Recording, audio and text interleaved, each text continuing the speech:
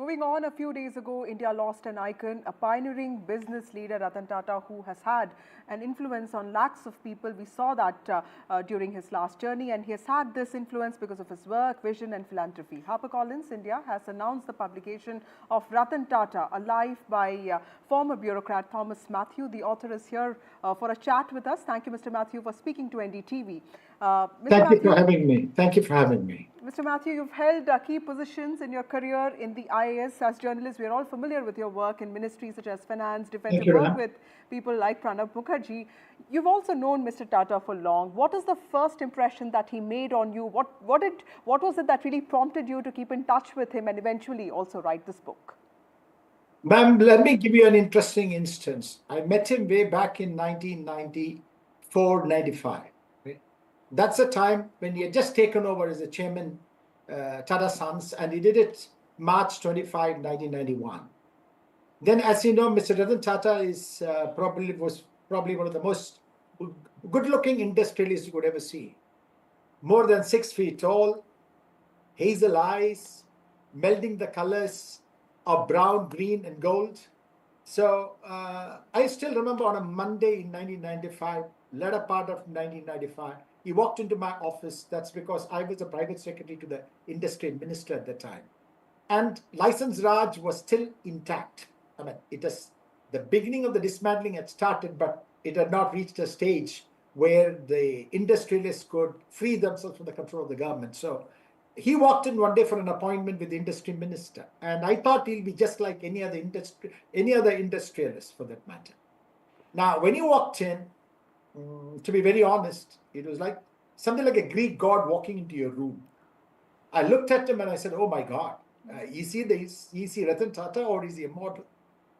And when he spoke, normally what do you find? Industrialists normally slightly haughty, slightly arrogant, that they are the biggest creations by the Lord for the world. But here is a man who was tall, but so humble in his conversation. He was at once magnetic. From then on, we kept in touch. We met professionally on many occasions. He speaks less, speaks only a few words, but what about the words he speaks? They have the real meaning. Okay. And whether you're conversing with the individual or you're conversing with in a conference, you will find that he speaks less, but people wait for him to speak. Okay. Now, how did I write the biography? That's a very interesting question. In 2017, he was the distinguished guest of Mr. Pranab Mukherjee. So he came to Rashtrapati Bhavan.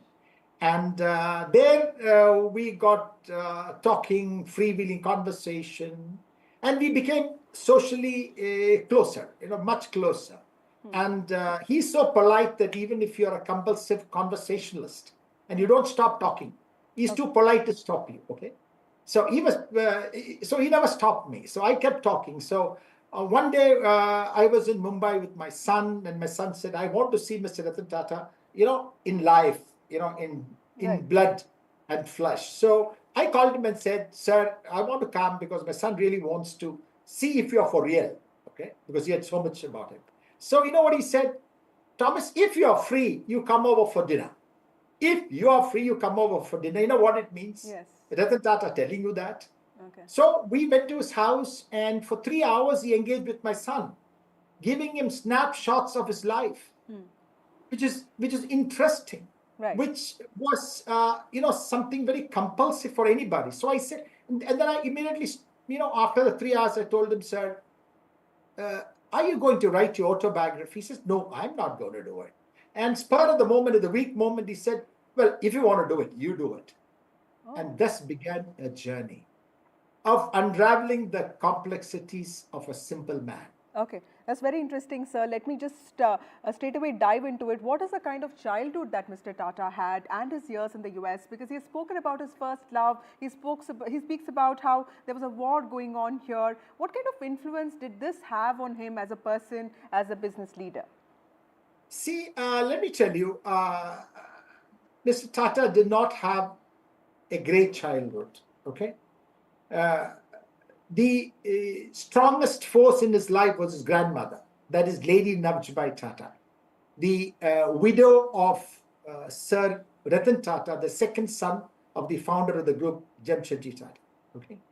Now, when he was young, his parents separated, and that cost him a lot of agony. And not only was he shamed in school, he was in those conservative settings socially ostracized. But a determined man, and with the protection of his grandmother, I think he could withstand the challenge, and he withstood it well. And he did well in school. And thereafter, he went to a school called Riverdale in New York. And the Riverdale School is where, incidentally, John F. Kennedy also studied. And from there, that was a fact which even Mr. Tata did not know. I unearthed that, and he was surprised to know that. And then he went to Cornell, and in Cornell, it was great. He joined the fraternity. He had a great life, worked very hard. For 2 years, he was doing mechanical engineering. Thereafter, he shifted to architecture. He shifted to architecture because that is something that was very close to his heart. And he did extremely well. And then he took to flying. That was his passion. And he had a car also, a black Mercedes. And there are many stories revolving around the car and his daredevil flying skills. And he used to go up into the sky, switch off the engine, and scare all the co-pilots and the co-passengers with him who were classmates. So he left a lot of legend in Cornell. And in 1962, after he finished his graduation in BArch in architecture, he happened to write to one of the external examinees of his paper, who was actually a partner of a company called Jones and Emmons, that is in Los Angeles. So he happened to speak to him, and he told Ratan, why don't you come and see me if you're in California? Okay. So he went to Los Angeles, and Emmons asked him, do you have a copy of your thesis? So he says, yes, and he showed him. And he was so impressed with the thesis, he told Ratan, would you work for me? And Mr. Tata says, it is music to his ears. Here is a young man being offered by one of the top architects of the US to work for him, and he worked. Right. And most importantly, he fell in love, and that was his first serious girlfriend he wanted to marry, called Carolyn Jones. Right. And but it was short-lived. In 1962, he wanted to come back because his mother was not keeping well. So he came back, and Carolyn was supposed to join him. Then what happened was the 1962 war between China and India. And in 1962, India is a distant place for Americans, and the war with China scared every American. So therefore, she did not have the guts to come to India, which was in war with China. Right.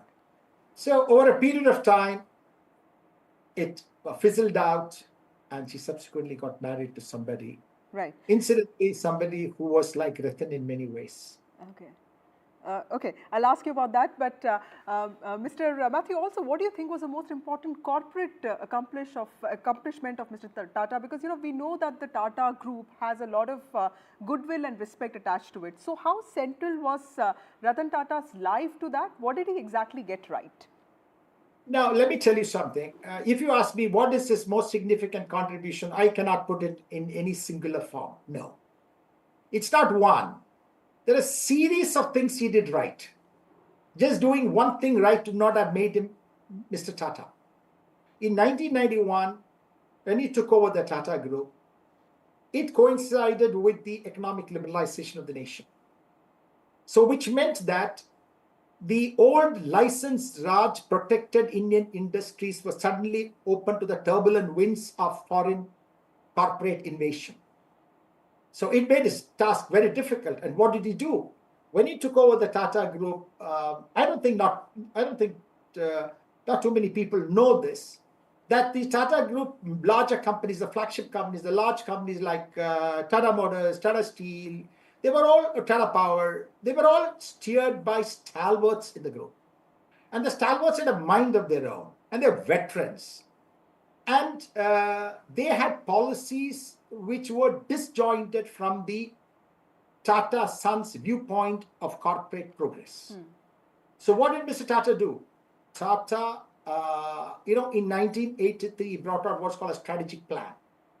And in 1990, he upgraded or, updated the strategic plan. And these two strategic plans together were the rails on which the Tata companies moved for the next 1, 2, and 3 decades. And that plan actually unleashed a set of 11 corporate initiatives. Okay. The most important being what is called the JRDQV award. That is the that is qualitative value award. Now, what does that award mean? Award means the Tata companies will have to shape themselves up, make themselves better, increase the competitiveness, and through a series of these strategic steps, he was able to reinvent the Tata companies in the Tata Group. Okay. One of the most important, I don't know how much you would like to know, one of the most important initiatives it took was the formulation of what's called the TCOC, that is a Tata Code of Conduct. Okay. And they did it much before many of the Western countries did it. And that was because of his passion for trust. And he said anything bearing the name Tata should immediately invoke in people a picture of quality and trust. Also, so what did Mr. Tata do? Yes, that's very interesting. Quality is something that's attached to them. We are completely running out of time, Mr. Mathew. So also tell us about the, the challenging times in his life, because we've also seen the Singur episode, or for that matter, what happened with Cyrus Mistry. How did Mr. Tata navigate those times?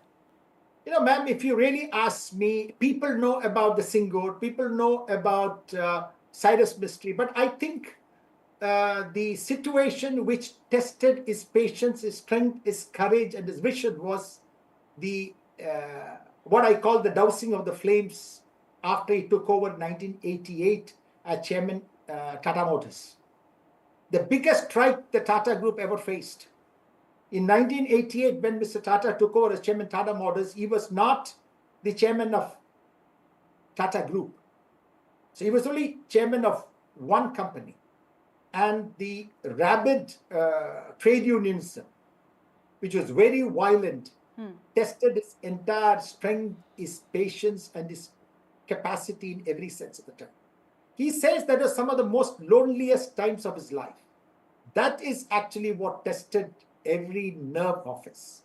Okay. Yes, I agree, Singur was an experience, and so was also Cyrus Mistry's case. But I think since you're running short of time, okay, last question, sir. His association with dogs and, love for dogs is something that everyone is talking about. Just tell us very quickly, what really led to that? See, it's something like this. He says he got a fascination for dogs when he was about 12 years old. He got a fox terrier.